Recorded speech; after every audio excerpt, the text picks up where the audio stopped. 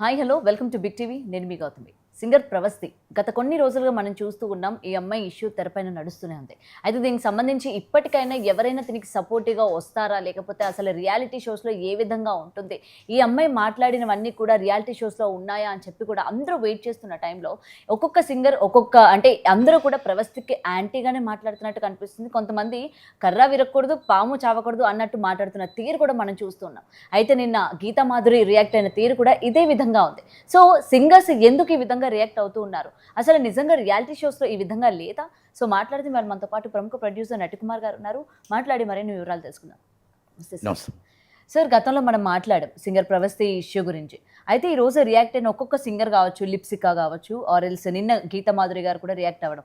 అయితే ఇంత డిలే ఎందుకు తీసుకుంటున్నారు? సరే, వీళ్ళు వచ్చిన తర్వాత కూడా అమ్మాయి గురించి ఏమైనా పాజిటివ్గా మాట్లాడతారా, లేకపోతే రియాలిటీ షోస్లో నిజంగానే ఈ విధంగా ఉందా అంటారా, లేకపోతే లేదంటారా అనుకుంటున్న టైంలో వీళ్ళు మాట్లాడిన తీరు చూస్తూ ఉంటే వీళ్ళు మళ్ళీ అటు సైడే, అంటే జడ్జెస్కి కావచ్చు, షోస్కి కావచ్చు, వాటికి సపోర్ట్ చేస్తున్నట్టే మాట్లాడుతున్నారు తప్ప ఇలాంటి అమ్మాయిలకి ఒకవేళ అలాంటి ప్రాబ్లం వస్తే నా దగ్గరికి రండి, మాలాంటి వాళ్ళ దగ్గరికి రండి, మేము సాల్వ్ చేస్తాం, మేము హక్కును చేర్చుకుంటాం అని మాట్లాడిన తీరుని ఏ విధంగా చూడొచ్చు అంటారు? మాట అంటారు, నీకు పని కావాలంటే సమర్థించుకోవాలి, నీకు పని వద్దు అంటే కాంట్రవర్సీకి వెళ్ళాలి, నీకు ఆ జాబ్ వద్దు అనుకుంటే కాంట్రవర్సీకి వెళ్ళాలి, నీకు ఇప్పుడు దాంట్లో వేషం వద్దు అనుకుంటే కాంట్రవర్సీకి వెళ్ళాలి. అండర్స్టాండ్? ఇప్పుడు సునీత గారిని వ్యతిరేకిస్తే ఆమెకి రేపు ఎవరిస్తారు సింగర్గా? లేకపోతే మన కిరవాణి గారిని వ్యతిరేకిస్తే సాంగ్స్ ఎవరిస్తారు? ఎవరి బతుకు వాళ్ళది, ఎవరి జీవితం వాళ్ళది, ఎవరి లైఫ్ వాళ్ళది. ఆ అమ్మాయికి ప్రవస్తికి బాధ అనిపించింది, కష్టం అనిపించింది. ఇలాంటి జీవితం నాకు వద్దు, ఇలాంటి పాపాలు నాకు వద్దు, ఇలాంటి మాయలు నాకు వద్దు, ఇలాంటి మోసం నాకు వద్దు అనుకొని ఎస్ బతికనన్ను గారు కొంతకాలమైన నిజాయితీగా బతుకుతా అని చెప్పి నిజాయితీగా బయటకు వచ్చింది. ఆ అమ్మాయికి హ్యాట్సాప్ చెప్పాలి.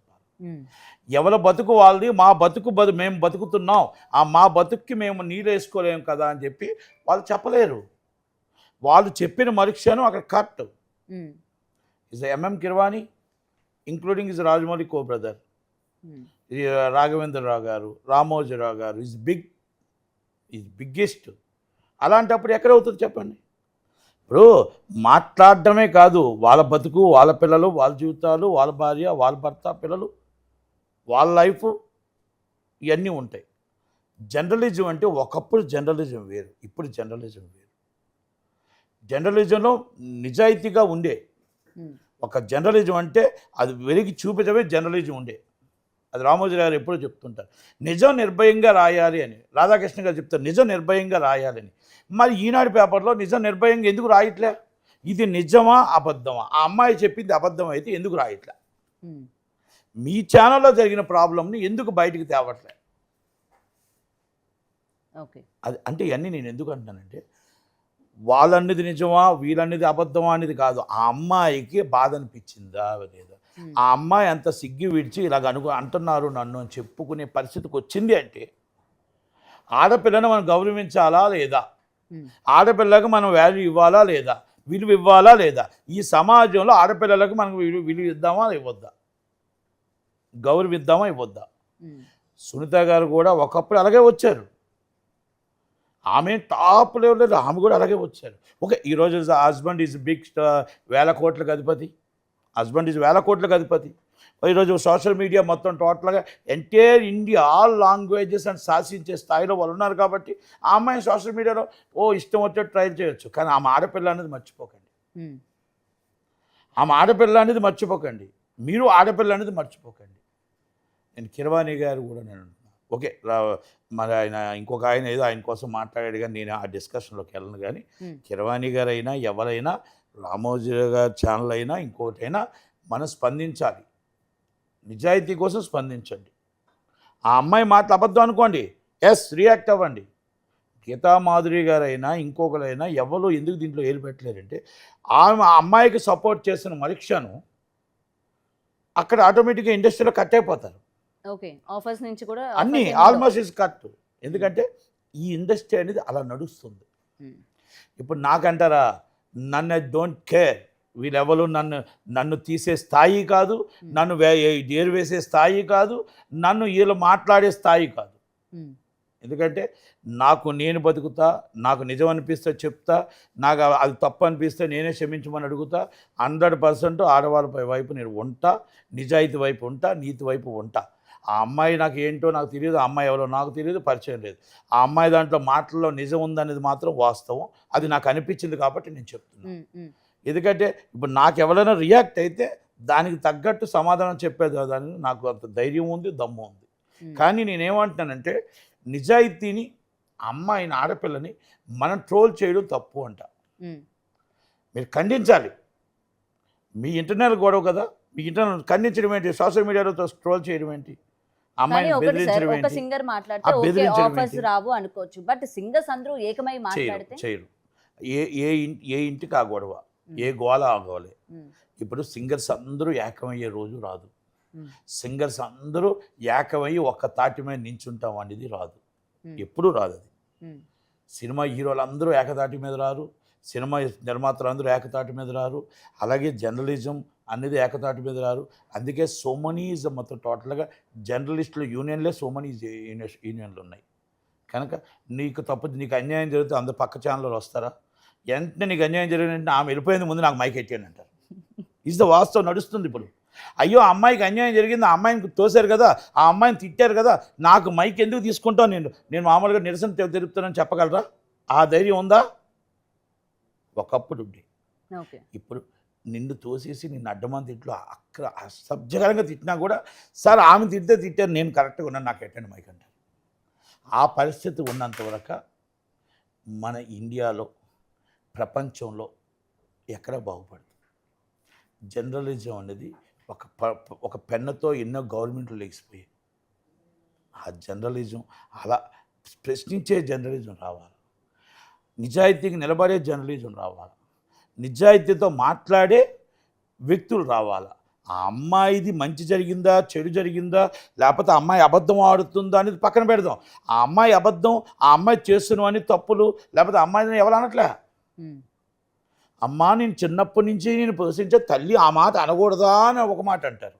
అదే ఇవాళ జ్ఞాపిక ప్రొడక్షన్స్ నవీన గారు కూడా ఇదే విధంగా మాట్లాడారు కదా. మరి మా ప్రొడక్షన్ నుంచి కూడా ఎటువంటి తప్పు ఏది కూడా జరగదు, మేము కూడా అన్నిట్లో కూడా కరెక్ట్గా ఉంటామని చెప్పి. అదే నేను అంటున్నా. ఇప్పుడు ఆ అమ్మాయి తప్పు అనుకోండి, ఎస్ ఇమీడియట్లీ మీరు లెటర్లు పెట్టండి, అమ్మాయి తప్పు, అమ్మాయి చేసింది, లేకపోతే అమ్మాయి ఇలా చేయడం తప్పు అని చెప్పండి. ఏదో చిన్నప్పటి నుంచి దాంట్లోనే ఉన్నట్టుంది అమ్మాయి యాక్చువల్గా ప్రోగ్రామింగ్లో. కనుక నేనేమంటున్నానంటే ఏది జరిగినా ఏం జరిగినా ఆ అమ్మాయికి ఎంత వెక్స్ అయితే, ఆమె ప్రాణానికి ప్రాణం, చిన్నప్పటి నుంచి ప్రాణానికి ప్రాణం, సింగర్ను కూడా వదులుకొని వెక్స్ అయితే ఎంత వెక్స్ అయితే వచ్చింది అనేది మనం ఆలోచించుకోవాలి. ఒక్కసారి వన్ సైడ్ ఆలోచించండి, మనం ఆ అమ్మాయి సైడ్ ఆలోచించండి. వీళ్ళందరూ 1000 కోట్లు సంపాదించారు. ఈరోజు సునీత గారి టాప్ 1. ఈరోజు ప్రపంచంలో ఆమెకి ఏం కావాలంటే అది వస్తుంది. ఈరోజు ప్రపంచంలో కిరవాణి గారు ఏం కావాలంటే అది వస్తుంది.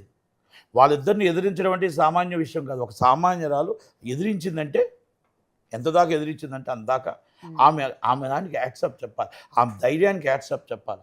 ఆమె జీవితమే పనంగా పెట్టింది, ఆమె లైఫ్ పనంగా పెట్టింది. ఆమె సాంగ్స్ పాడవలసిన సాంగ్స్ని కూడా వద్దు, ఈ జీవితం నాకు వద్దు, ఇలాంటి ఎక్స్పోజింగ్ జీవితాలు నాకు వద్దు, ఇలాంటి కవి అంటే ఏమంటారు అది కవించే జీవితాలు నాకు వద్దు అనుకొని ఆ అమ్మాయి బయటకు వచ్చింది. అమ్మాయి దాంట్లో నిజం లేదని అనుకోని ఆ అమ్మాయికి సపోర్ట్ చేయండి, ఆ అమ్మాయి కోసం నిలబడండి. సునీత గారి కోసం 1000 మంది, కోట్ల మంది నించుంటున్నారే.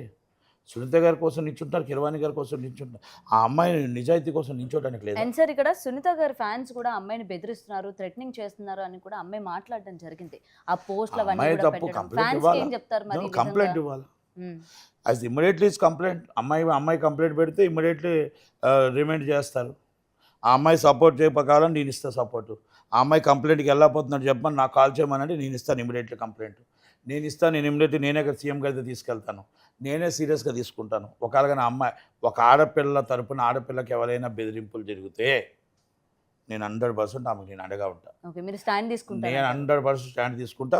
రమ్మానండి, నేనే తీసుకెళ్తా, అందరిని తీసుకొని మహిళా మండలి తీసుకొని చాలామంది తీసుకొని సంజయ్ గారికి ఫోన్ చేస్తే అందరిని తీసుకొని డైరెక్ట్ నేను సీఎం గారి దగ్గరికి వెళ్ళి ఆమెకు భరోసా ఇస్తే ఎవరెవరు బెదిరింపు కాల్స్ చేస్తారో వాళ్ళందరినీ ఇమ్మీడియట్లీ రిమైండ్ చేయిస్తారు. కన్ఫర్మ్. ఆడపిల్లని బెదిరించారంటే మాత్రం వీళ్ళు కంపల్సరీ వీళ్ళ మీద సీరియస్గా తీసుకుంటారు యాక్షన్. ఇక్కడ ఆంధ్రప్రదేశ్ కానీ ఇక్కడ కానీ రెండింటిలో ఎక్కడి నుంచి వచ్చిన ఫోన్లు రెండు ఇమ్మీడియట్లీ సీరియస్ యాక్షన్ ఉంటుంది. అది ఓకే.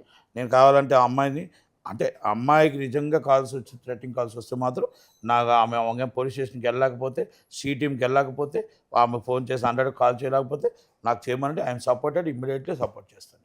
ఓకే. ఓకే.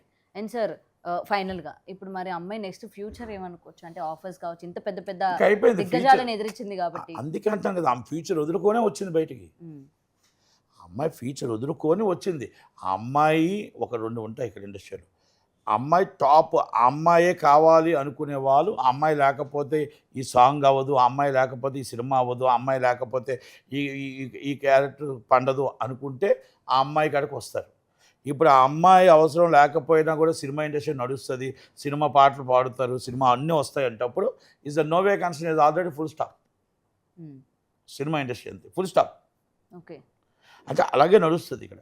కాంట్రవర్సీలకు చోటు ఉండదు, నిజాయితీకి చోటు ఉండదు, మాట్లాడకూడదు. ఏమి జరిగినా బాంఛాన్ని కాలుముక్త అని ఉండాలి. ఏమి జరిగినా బాంఛాన్ని కాలుముక్త దండాలయ్యా అంటే మనకి పని దొరుకుతుంది. ఎదురు తిరిగితే ఆకలితో అలమటించిపోవడమే. ఇది నడుస్తుంది సినిమా ఇండస్ట్రీలో. ఇది వాస్తవం. వాస్తవం. దానికి ఎవరైనా సరే నా డిబేట్కి వస్తానంటే నేను కోకోకోలాలో వివరిస్తాను.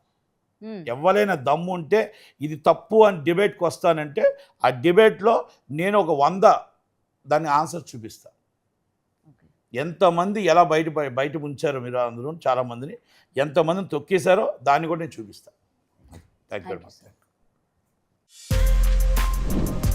For more videos like this, subscribe Big TV channel.